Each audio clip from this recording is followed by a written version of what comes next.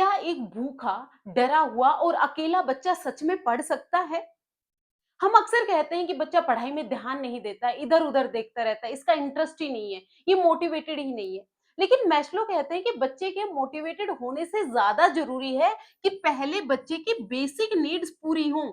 जब तक बच्चे की बेसिक नीड पूरी नहीं होंगी, वो लर्निंग के लिए मोटिवेटेड हो ही नहीं सकता। ये कौन-सी नीड्स की बात मैस्लो करते हैं, ये हम आज की क्लास में समझेंगे। इन्होंने इन नीड्स को 5 लेवल में डिवाइड किया है। इन्होंने कितने लेवल दिए हैं? 5 लेवल दिए हैं। इनकी थ्योरी का नाम क्या है? आवश्यकताओं का श्रेणीक्रम या आप कह दें आवश्यकताओं का पदानुक्रम, हायरार्की ऑफ नीड्स। आपसे क्वेश्चन पूछा जा सकता है, मैस्लो की थ्योरी का क्या नाम है? हायरार्की ऑफ नीड्स है, आवश्यकताओं का पदानुक्रम है। इन्होंने अपनी थ्योरी में कितने लेवल्स की बात की है? 5 लेवल की बात की है और ये जो लेवल हैं ये असेंडिंग ऑर्डर में होते हैं। पहले लोअर नीड्स होती हैं, सबसे पहले कौन-सी नीड होती है? लोअर नीड से कहाँ जाते हैं आप? हायर की तरफ जाते हैं। पहले बच्चे का पहले लेवल की आवश्यकताएँ पूरी होनी चाहिए, तब वो दूसरे के बारे में सोचेगा। जब दूसरे की पूरी हो जाएँगी, तब वो तीसरी के बारे में सोचेगा। तीसरी की कंप्लीट होंगी तो चौथी के बारे में और चौथी कंप्लीट होंगी तो वो पांचवी के बारे में सोचेगा। ऐसा नहीं होगा कि पहली तो फुलफिल हुई नहीं है, वो सीधा तीसरी के बारे में सोचने लगे। यानी एक लेवल है वो दूसरे के लिए फाउंडेशन का काम करता है। जैसे आप सीढ़ियां चढ़ते हैं तो पहले पहली सीढ़ी पर पैर रखते हो, फिर दूसरी पर, फिर तीसरी पर, फिर चौथी पर। ऐसा तो नहीं ना पहले आपने पहली पर पैर रखा फिर सीधा आपने पांचवी पर रख दिया। ऐसा करोगे तो ऑब्वियसली आप गिर ही जाओगे ना। आपको कैसे एक लेवल कंप्लीट होगा, फिर दूसरे, फिर तीसरे, फिर चौथे। कौन से लेवल में कौन-कौन सी नीड्स आती हैं, ये सब हम डिटेल में डिस्कस करेंगे। तो यहाँ पर आपने क्या सीखा? नाम क्या है? हायरार्की ऑफ नीड है। कितने लेवल है? 5 लेवल है। पहले लोअर नीड कंप्लीट होनी चाहिए, फिर वो हायर की तरफ जाएगा। लोअर नीड्स को ही हम बेसिक नीड कहते हैं और हायर नीड्स को ही हम ग्रोथ नीड कहते हैं। इन्होंने जो अपनी थ्योरी दी, उन्होंने ये जो आवश्यकताएँ दी, ये आवश्यकताएं एक पिरामिड की शेप में दी। कैसी शेप में? पिरामिड की शेप में। ये क्वेश्चन पूछा जाता है। इन्होंने अपनी आवश्यकताओं का पदानुक्रम किस शेप में दिया है? पिरामिड में दिया है। इन्होंने ये पिरामिड में ही क्यों दिया? ट्रायंगल में क्यों नहीं दिया? स्क्वायर में क्यों नहीं दिया? सर्कल में क्यों नहीं दिया? क्या आपको पता है इसका जवाब? पता है तो मुझे कमेंट करके बताओ, नहीं पता तो सीखेंगे। उससे पहले आप समझिए कि ये जो मैस्लो साहब हैं, अब्राहम मैस्लो साहब हैं, ये कौन से स्कूल ऑफ साइकोलॉजी से बिलोंग करते थे? Different different school of psychology है, जैसे व्यवहारवादी हैं, जैसे संरचनावादी हैं, जैसे कॉग्निटिविस्ट हैं, ये ह्यूमनिस्टिक हैं। ह्यूमनिस्टिक शब्द ही ह्यूमनिज्म से आया है, लैटिन भाषा का वर्ड है, जिस वर्ड क्या है? होमो। होमो का मतलब क्या है? ह्यूमन बीइंग है, यानी मानव है। ये लर्निंग का सेंटर किसको मानते हैं? बच्चे को मानते हैं, ह्यूमन बीइंग को मानते हैं। व्यवहारवादी क्या मानते थे कि बच्चे का दिमाग खाली स्लेट जैसा होता है जिसमें जो कुछ भी आप भरना चाहो वो आप भर सकते हो। ये कौन मानते हैं? व्यवहारवादी मानते हैं। वो टीचर को ज्यादा इंपॉर्टेंस देते हैं। लेकिन ये जो ह्यूमनिस्टिक हैं, ये सेंटर में किसको रखते हैं? ह्यूमन बीइंग को रखते हैं, या फिर आप कह दें किसको रखते हैं? चाइल्ड को रखते हैं। और ये कहते हैं कि सिखाने का मतलब, लर्निंग का मतलब सिर्फ ज्ञान देना नहीं है कि आपको बस ज्ञान का ट्रांसफर करना है, ज्ञान देना ही नहीं है। आपको बच्चे का ओवरऑल डेवलपमेंट करना है, बच्चे का संपूर्ण डेवलपमेंट करना है। ओवरऑल डेवलपमेंट की जब भी आप बात करते हो, आप याद रखना, आप बात कर रहे हैं फिजिकल डेवलपमेंट की, यानी आप बात कर रहे हैं शारीरिक विकास की, आप बात कर रहे हैं कॉग्निटिव डेवलपमेंट की। आपके 6 के 6 area, social, emotional, emotional, moral और आपका लैंग्वेज डेवलपमेंट, यानी आपके भाषा के डेवलपमेंट की आप बात करें, इन 6 के 6 एरिया में बच्चे का डेवलपमेंट करना है। सिर्फ आपको बच्चे का कॉग्निशन ही डेवलप करना नहीं है। सेंटर में कौन है? बच्चा है, ह्यूमन बीइंग है। और लर्निंग का मतलब क्या होता है? सेल्फ डेवलपमेंट होता है, पर्सनैलिटी ग्रोथ होती है। सेल्फ डेवलपमेंट कैसे होती है अभी हम नीड्स के साथ में समझेंगे।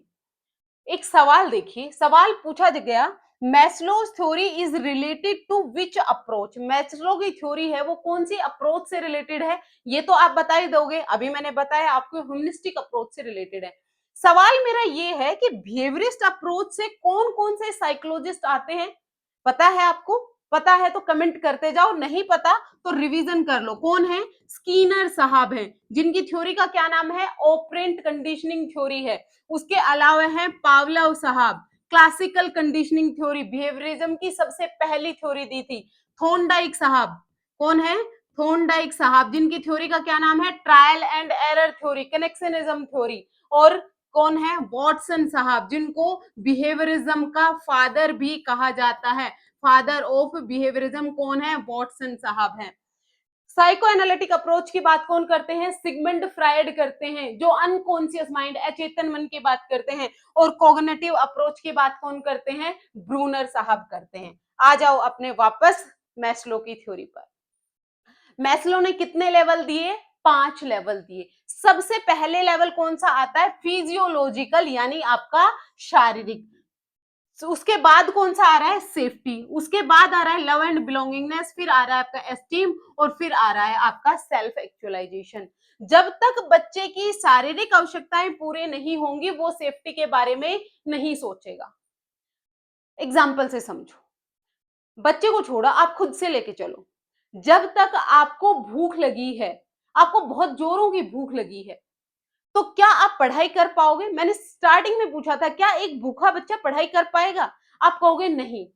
क्यों? क्योंकि उसे भूख लगी है, और भूख है ये आपकी फिजियोलॉजिकल नीड है। जो भी आवश्यकताएं आपके शरीर से रिलेटेड हैं, जैसे आपको भूख लगना हो गया, आपका प्यास का लगना हो गया, आपकी नींद का आना हो गया, सेक्स डिजायर हो गई, ये सारी आपकी बायोलॉजिकल नीड्स होती हैं, जैविक आवश्यकताएं होती हैं, ये आपकी शारीरिक आवश्यकताएं होती हैं। जब तक ये पूरी नहीं होंगी, आप सेफ्टी के बारे में नहीं सोचेंगे। यानी जब तक बच्चे का पेट भरा नहीं होगा, वो सेफ्टी के बारे में नहीं सोचेगा। अभी क्या है? अभी आपके पास सिर्फ 100 रुपए हैं, तो आप क्या सोचोगे कि उस 100 रुपए का मैं खाना लेकर खा लूं। आप ये नहीं सोचोगे कि 100 रुपए में मैं कहीं छत ले लूं, कोई रूम ले लूं और वहां पर जाकर मैं रहने लग जाऊं। पहले आप अपना पेट भरने की सोचते हैं, यानी पहले आप शारीरिक आवश्यकताएं पूरी करने की सोचते हैं। जब आपका पेट भर जाता है, फिर आप सोचते हो कि मेरे छत पर, मेरे सर पर एक छत भी होनी चाहिए, एक घर होना चाहिए। फिर आप घर बनाते हैं। फिर घर बनाने के बाद आप क्या सोचेंगे? उस घर में रहने के लिए इंसान भी तो चाहिए। आपने मकान तो बना लिया, अब उस मकान को घर भी तो कोई बनाए। आपको क्या चाहिए? आपको प्रेम चाहिए, आपको लाइफ पार्टनर चाहिए, आपको बच्चे चाहिए। फिर उसके बाद आपको लगेगा कि यार परिवार तो है, अब ये परिवार मेरी इज्जत भी करे। ये आपकी एस्टीम नीड होती है, ये आपकी सम्मान की आवश्यकता होती है। और जब आपको सम्मान भी मिल जाता है, फिर आपको सब मोह माया लगने लगता है। आपको लगता है कोई मेरी इज्जत करे तो ठीक, ना करे तो ठीक, तो मतलब आप पहुंच गए हो सेल्फ एक्चुअलाइजेशन पर। और पता है सबसे आश्चर्य की बात क्या है? कि दुनिया के सिर्फ 2% लोग ही सेल्फ एक्चुअलाइजेशन तक पहुंच पाते हैं। सारे इन 4 में ही लटक कर रह जाते हैं। मैंने आपसे सवाल पूछा था कि मैस्लो ने ये पिरामिड ही क्यों दिया? देखिए, फिजियोलॉजिकल नीड्स हैं, शारीरिक आवश्यकताएं हर किसी की होती हैं। हर किसी की होती है। मनुष्य की क्या, एनिमल की भी होती है। सबको भूख लगती है, सबको प्यास लगती है, सबको नींद, ये सबके लिए बराबर होता है। बहुत सारे लोग तो यहीं पर ही रह जाते हैं, अपनी शारीरिक आवश्यकताएं ही पूरी नहीं कर पाते। वो जितना कमाते, एक दिन कमाया खा लिया, एक दिन कमाया खा लिया, फुटपाथ पर सो गए। बहुत सारे लोग होते हैं ऐसे। फिर कुछ लोग ऐसे आते हैं जो अपना घर बना पाते हैं, जिन्होंने अपना घर बनाया, यानी ये अमाउंट कम हो गई है। फिर घर बनाने के बाद कुछ लोगों की शादी होती है, आजकल तो शादियां वैसे भी टेढ़ा हो गया है। कुछ लोगों की शादी हो गई तो सम्मान कुछ लोगों को ही मिलेगा, और अगर सम्मान मिल गया तो वो उस झूठे सम्मान में ही घूमते रहेंगे कि मेरे सम्मान करते रहो। वो सेल्फ एक्चुअलाइजेशन तक पहुंचते ही नहीं है। तो बढ़ते बढ़ा था, घटते घटते घटते घटते बिल्कुल घट गया। ये एक पिरामिड की शेप में हो गया। अब देखिए, अब्राहिम मैस्लो की थ्योरी को सेल्फ एक्चुअलाइजेशन थ्योरी भी कहा जाता है, हायरार्की ऑफ नीड्स भी कहा गया और सेल्फ एक्चुअलाइजेशन थ्योरी भी कहा गया। लोअर नीड्स पहले सेटिस्फाई होंगे, फिर वो हायर नीड्स पर जाता है। ये जो नीड्स हैं, इनको हमने 2 पार्ट्स में डिवाइड किया है। पहले से लेकर चौथे तक को इसको हमने बोला क्या? D needs. क्या बोला? D needs. और जो पांचवी थी इसको हमने बोला बी नीड्स। क्या बोला? बी नीड्स यानी बीइंग नीड्स। क्या होती हैं समझते हैं। डी नीड्स यानी डेफिशिएंसी नीड्स, ऐसी आवश्यकताएं जो अगर पूरी नहीं हुई तो आपकी बॉडी में स्ट्रेस आएगा, तनाव आएगा, टेंशन आएगी। आपको भूख लगी है तो वो आपको स्ट्रेस देती है। आपके पास घर नहीं है तो आपको टेंशन रहती है कि मेरे पास घर नहीं है। घर है, आपकी शादी नहीं हुई, आपके दोस्त नहीं है। देखिए, लव एंड बिलोंगिंगनेस का सिर्फ मतलब अपोजिट सेक्स से लव नहीं होता है, सिर्फ लाइफ पार्टनर से लव नहीं होता, दोस्त भी होते हैं, फ्रेंड्स भी होते हैं। तो अगर आपके पास घर है फिर आपको लगता है कि मुझे दोस्त भी चाहिए। अब अगर दोस्त नहीं है तो आपको अकेलापन महसूस होता है, तो वो आपको स्ट्रेस दे रहा है। अगर कोई आपकी इज्जत नहीं कर रहा है तो आपको लग रहा है यार मेरी कोई इज्जत तो करता ही नहीं है। तो ये क्या है? ये डेफिशिएंसी नीड्स हैं। ये जब तक पूरी नहीं होंगे तो ये हमें स्ट्रेस देंगे, ये हमें तनाव देती हैं। These are the basic survival needs. इनको सर्वाइव करने के लिए ये जरूरी होती हैं। पहले वाली चार सिर्फ आपको क्या करना है? सेल्फ एक्चुअलाइजेशन को याद रख लो। सेल्फ एक्चुअलाइजेशन है वो बीइंग नीड होती है। पहली वाली चारों आपकी डी नीड्स होती है, डेफिशिएंसी नीड होती हैं। पूरी ना हो तो आपको स्ट्रेस और टेंशन होता है। पहली वाली चारों है ये आपकी डेफिशिएंसी नीड में आती है। व्यक्ति इन्हें पूरा करने के लिए मोटिवेटेड होता है। जब बच्चे की फिजियोलॉजिकल नीड पूरी हुई तो सेफ्टी नीड डायरेक्टली एक्टिवेट हो जाती हैं। जब तक फिजियोलॉजिकल नीड पूरी नहीं होंगी तो सेफ्टी नीड एक्टिवेट होंगी ही नहीं। जब तक सेफ्टी नीड पूरी नहीं होंगी लव एंड बिलोंगिंगनेस एक्टिव नहीं होगा। और जब तक ये पूरी नहीं होंगी तो आपकी एस्टीम नीड है वो एक्टिवेट नहीं होगी। यानी हर एक टाइप की जो नीड है, हर एक लेवल का नीड है वो दूसरे के लिए फाउंडेशन का काम करता है, दूसरे के लिए नींव का काम करता है। और इन्हीं डी नीड्स को आप क्या कहते हैं? लोअर नीड्स कहते हैं। इन्हीं को आप बेसिक नीड्स कहते हैं। इसी को आप क्या कहते हैं? बेसिक नीड्स कहते हैं। क्लियर हुई? अब देखो बीइंग नीड्स क्या होती हैं। बी नीड्स को आप कहते हैं बीइंग नीड्स। क्या कहते हैं? बीइंग नीड्स कहती हैं। ये कभी भी फुलफिल होती ही नहीं है। ये कभी फुलफिल नहीं होती। आप अपने आप में इंप्रूवमेंट करना चाहते हैं, मैं अपनी टीचिंग में इंप्रूवमेंट करना चाहती हूँ, तो वो दिन बाय दिन इंप्रूवमेंट होता होता होता जाएगा। क्या कोई दिन ऐसा आएगा कि मैं कहूंगी कि आज मैंने अपना 100% अचीव कर लिया? आप पढ़ रहे हैं, आप और अच्छा पढ़ रहे हैं, और अच्छा पढ़ रहे हैं। पढ़ना, कुछ भी काम जो आपके इंटरेस्ट का है वो बढ़ता ही जाता है।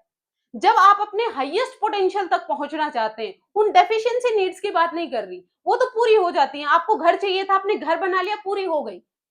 आपको परिवार चाहिए था, आपको परिवार मिल गया तो वो पूरी हो गई। लेकिन ये जो नीड्स हैं, बीइंग नीड्स हैं, यहाँ हम अपने हाईएस्ट पोटेंशियल तक पहुंचने की कोशिश करते हैं और हाईएस्ट पोटेंशियल को आप अचीव कर नहीं सकते हो। तो ये लगातार आपकी चलती रहती है। These are the growth need. इनको आप क्या कहोगे? ग्रोथ नीड कहोगे। और डेफिशिएंसी नीड को हमने क्या कहा था? बेसिक नीड कहा था, लोअर नीड कहा था। ये ग्रोथ ओरिएंटेड नीड्स होती हैं। सेल्फ एक्चुअलाइजेशन यानी अपनी फुल पोटेंशियल तक पहुंचने में ये हमारी मदद होती है। हमारा हाईएस्ट पोटेंशियल है क्या? हम अपना बेस्ट, अपना 100% कैसे निकाल सकते हैं? हर किसी में एक खासियत होती है, काबिलियत होती है, उसी को ही डेवलप करना ही सेल्फ एक्चुअलाइजेशन होता है। ट्रुथ की बात करना, ब्यूटी की बात करना, क्रिएटिविटी, मीनिंग से रिलेटेड है। यानी जब आप अपने बारे में नहीं सोचते, आप दूसरों के बारे में सोचते हैं। आपसे कोई गलत काम हो गया तो भी आप उसे झूठ बोलकर छुपाते नहीं हैं, बल्कि आप सच बोलते हैं। क्या ऐसा कोई इंसान है? नहीं है। इसीलिए 2% लोग ही सेल्फ एक्चुअलाइजेशन तक पहुंच पाते हैं। आप अपनी क्रिएटिविटी की बात कर रहे हैं, आप प्रॉब्लम सॉल्विंग एबिलिटी की बात कर रहे हैं, ये बच्चे के कॉन्टेक्स्ट में हम समझेंगे।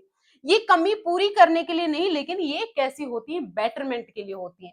तो दोनों में डिफरेंस आपको समझ में आया? डी नीड्स है और बिंग नीड है। डी नीड्स में कितनी है? चार। पहले वाले चार कौन कौन सी हैं? आपकी फिजियोलॉजिकल नीड, फिजियोलॉजिकल के बाद आपकी सेफ्टी नीड, सेफ्टी के बाद आपकी लव एंड बिलोंगिंगनेस, और फिर उसके बाद आपकी एस्टीम नीड। ये चार नीड हैं और वहां पर क्या जाएगा? आपका सेल्फ एक्चुअलाइजेशन जाएगा। ये आपकी पूरी नहीं होंगी, स्ट्रेस रहेगा, तनाव रहेगा और ये एक बार पूरी हो जाती हैं तो फुलफिल हो जाती हैं। इनका कभी फुलफिलमेंट होता ही नहीं है, लगातार चलती ही रहती हैं। फिजियोलॉजिकल नीड्स, अब हम अलग-अलग टाइप्स को बहुत अच्छे से समझेंगे, अलग-अलग लेवल को बहुत अच्छे से समझेंगे। फिजियोलॉजिकल नीड यानी आपकी शारीरिक आवश्यकताएँ, जो भी आपके शरीर से रिलेटेड हैं, जो भी आपकी जैविक आवश्यकताएँ हैं। कौन-सी आवश्यकताएँ? आपके बायोलॉजिकल नीड्स, आपकी जैविक आवश्यकताएँ, आपके शरीर से रिलेटेड जो भी हैं। आपका फूड है, आपका वाटर है, आपकी स्लीप है यानी आपका रेस्ट है और इसमें आप एक और लिख लीजिए आपकी सेक्स डिज़ायर है। ये सब आपकी फिजियोलॉजिकल या बायोलॉजिकल या जैविक आवश्यकताएं होती हैं। ये बेसिक सर्वाइवल नीड है। इनकी कमी से अटेंशन कम हो जाता है। मैंने आपसे पूछा था क्या भूखा बच्चा सच में पढ़ सकता है? नहीं पढ़ सकता। क्यों? क्योंकि उसकी फिजियोलॉजिकल नीड्स पूरी नहीं हुई हैं। जब तक उसकी फिजियोलॉजिकल नीड पूरी नहीं होंगी तब तक वो नहीं पढ़ेगा। स्कूलों में मिड डे मील प्रोग्राम चलाया गया। वो कौन-सी नीड को पूरा करने के लिए था? वो इसी फिजियोलॉजिकल नीड को पूरा करने के लिए था। कोई गरीब परिवार का बच्चा है, वो घर से खाना नहीं खा के आया, अब भूख की वजह से वो पढ़ाई में ध्यान दे ही नहीं पाएगा, इसीलिए बच्चे की शारीरिक आवश्यकताओं को पूरा करने के लिए जो मिड डे मील प्रोग्राम चलाया गया था। ये क्वेश्चन पूछा गया है कि मिड डे मील प्रोग्राम जो चलाया गया था, वो बच्चे की कौन-सी नीड को पूरा करने के लिए था? वो फिजियोलॉजिकल नीड यानी शारीरिक आवश्यकताओं को पूरा करने के लिए था। क्लियर हुई? अब देखो, जब आपकी शारीरिक आवश्यकताएँ पूरी हो जाएँगी, जब बच्चे की भूख शांत हो गई, तो अब वो किसके बारे में बात करेगा? सेफ्टी के बारे में। सेफ्टी का मतलब क्या है कि बच्चे को किसी भी तरीके का डर नहीं होना चाहिए। डर किस तरीके का? उसे ये डर नहीं होना चाहिए कि आज मैंने होमवर्क नहीं किया तो टीचर डाँटेगा। उसे ये डर नहीं होना चाहिए कि आज मैं सुंदर नहीं दिख रहा हूँ या मैं गरीब परिवार से आता हूँ, तो बच्चे मेरा आपस में जो दोस्त हैं, वो मेरा मज़ाक ना उड़ाएँ।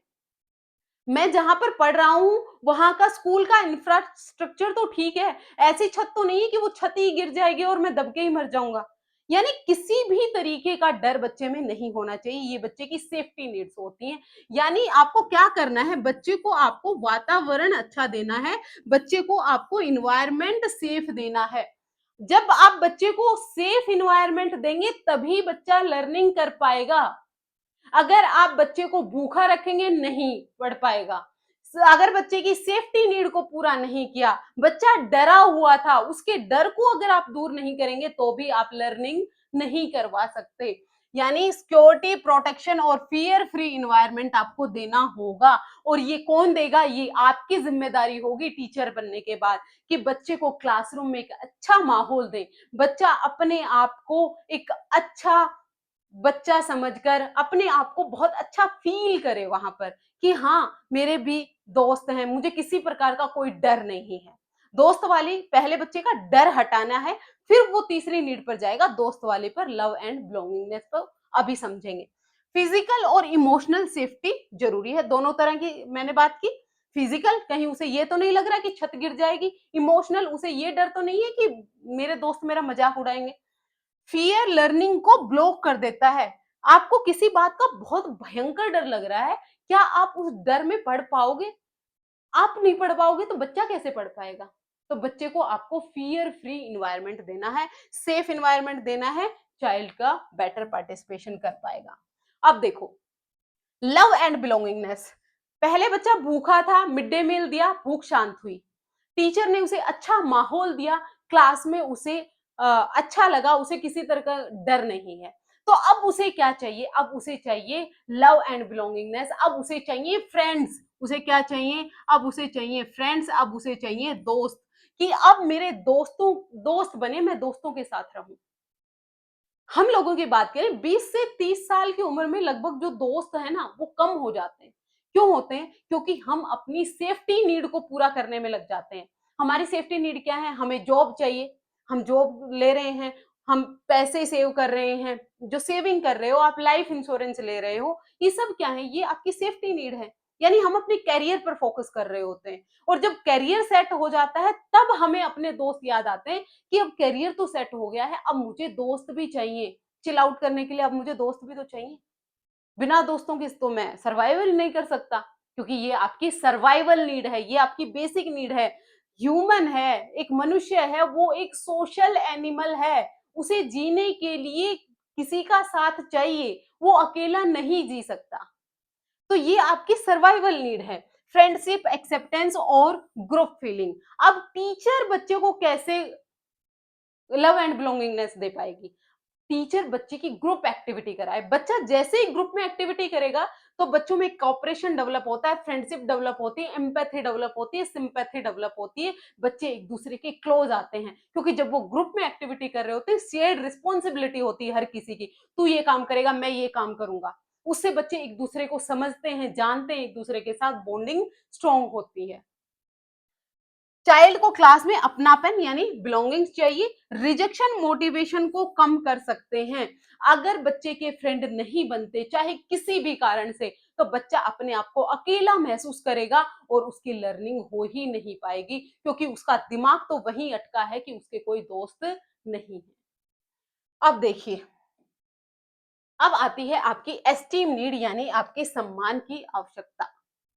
पहले आपने पेट भरा, फिर आपने घर बनाया, फिर आपने शादी की। अब आप क्या सोचते हो, जिससे मैंने शादी की है, वो मेरी इज्जत करे, वो मुझे सम्मान दे।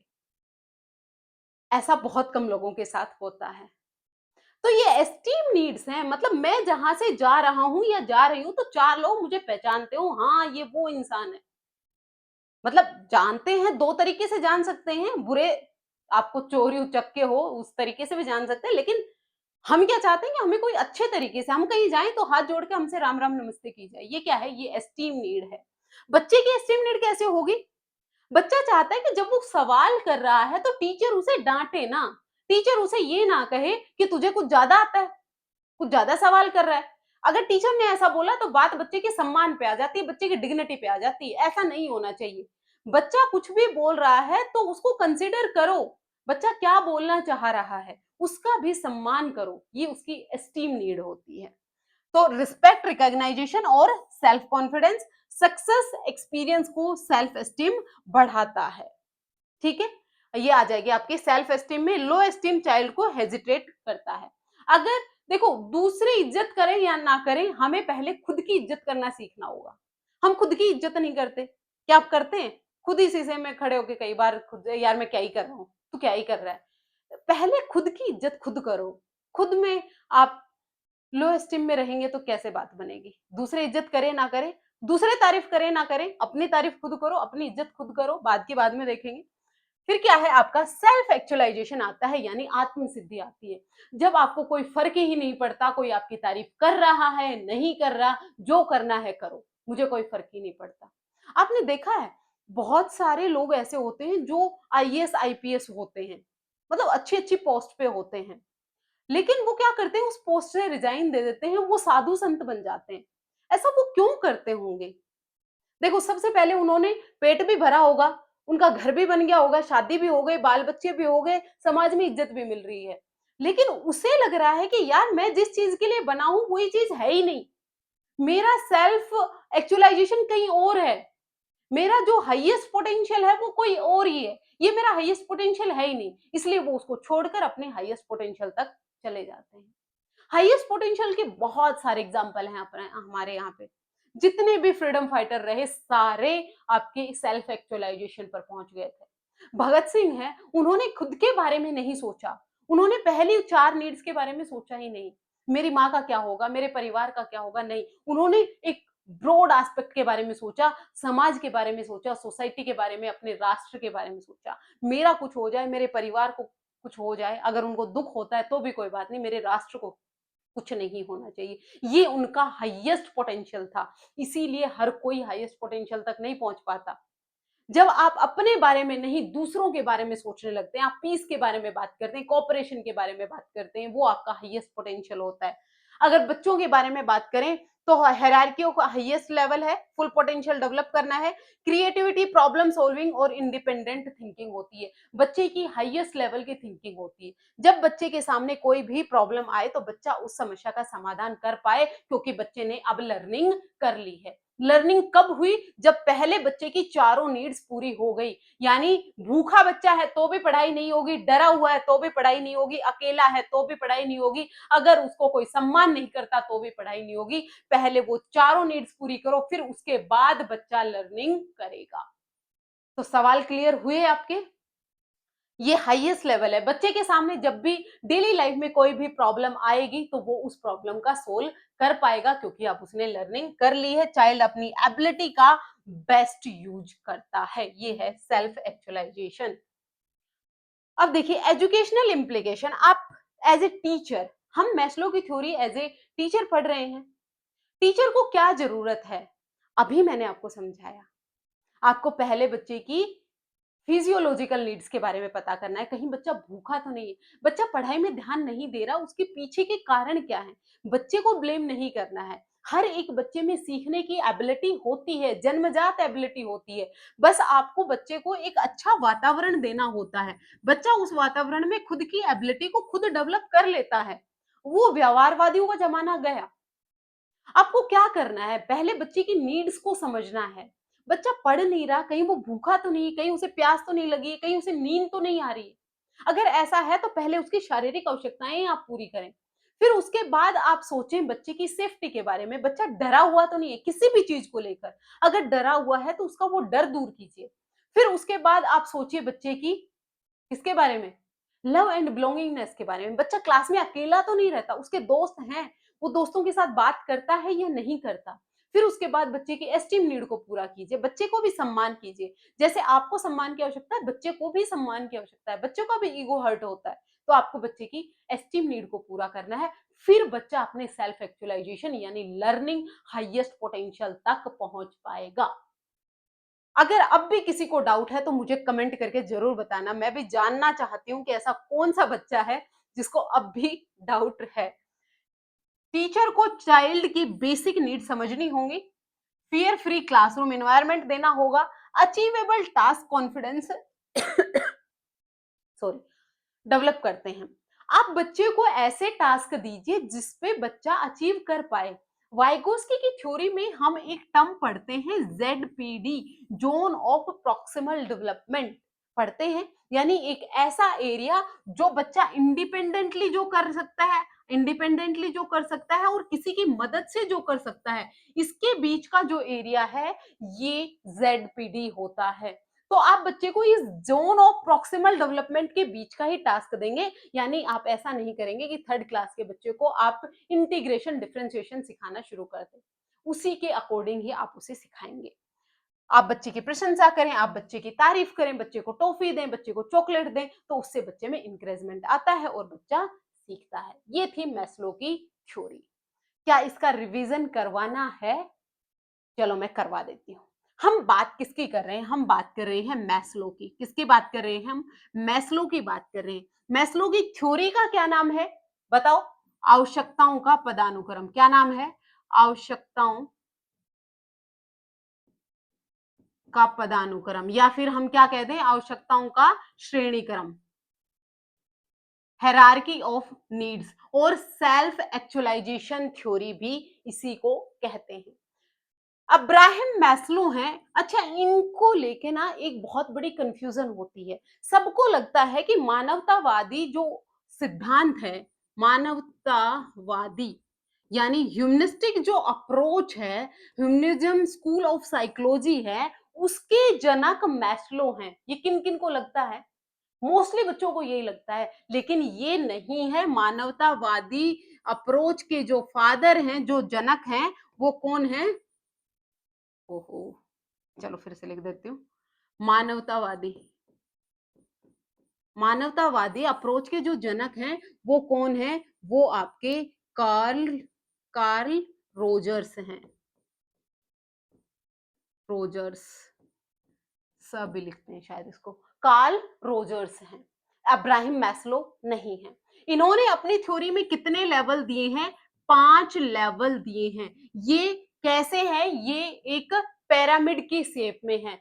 ये कैसे बढ़ते हैं? ये लोअर से हायर नीड की तरफ जाते हैं। जब तक बच्चे की लोअर नीड्स पूरी नहीं होंगी, वो हायर की तरफ नहीं जाएगा। लोअर में कौन-कौन सी नीड्स आती हैं? लोअर में आपकी शारीरिक आवश्यकताएँ यानी आपकी फिजियोलॉजिकल नीड आती हैं, आपकी सेफ्टी नीड आती हैं, आपकी सेफ्टी नीड आती हैं, आपकी लव एंड लव क्या हो रहा है?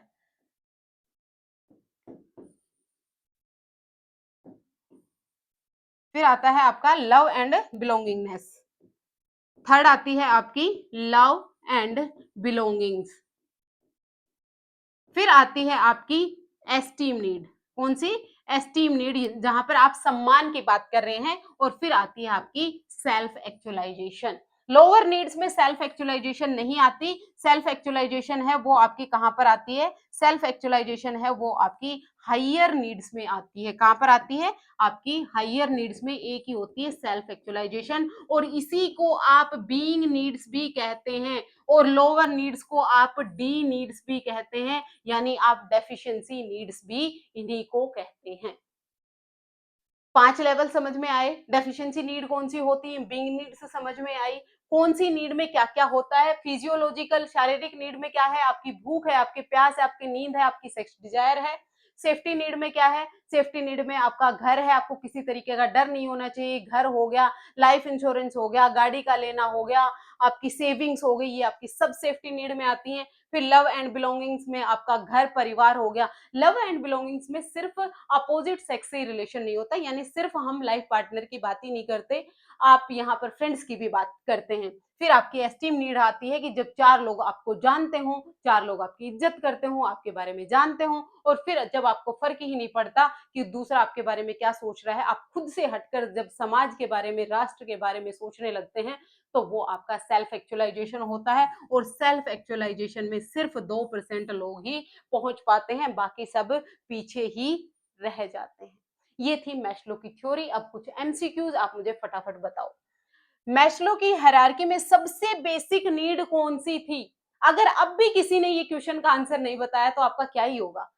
बिलोंगिंग्स थी, फिजियोलॉजिकल नीड थी, सेल्फ एक्चुअलाइजेशन थी या सिक्योरिटी थी? कौन सी थी? फिजियोलॉजिकल नीड थी। सबसे पहले शारीरिक आवश्यकताएं, सेफ्टी, फिर लव एंड बिलोंगिंग्स, फिर एस्टीम, और फिर आपकी आती है सेल्फ एक्चुअलाइजेशन। 5 लेवल हैं, लोअर से हायर की तरफ जाते हैं। ये कैसा है? असेंडिंग ऑर्डर में, पिरामिड का शेप है। प्राइमरी मोटिव मुख्य रूप से किससे रिलेटेड होते हैं? प्राइमरी मोटिव्स आपके बायोलॉजिकल होती हैं, जैविक आवश्यकताएं होती हैं। आपकी भूख प्यास हो गई, आपकी नींद हो गई।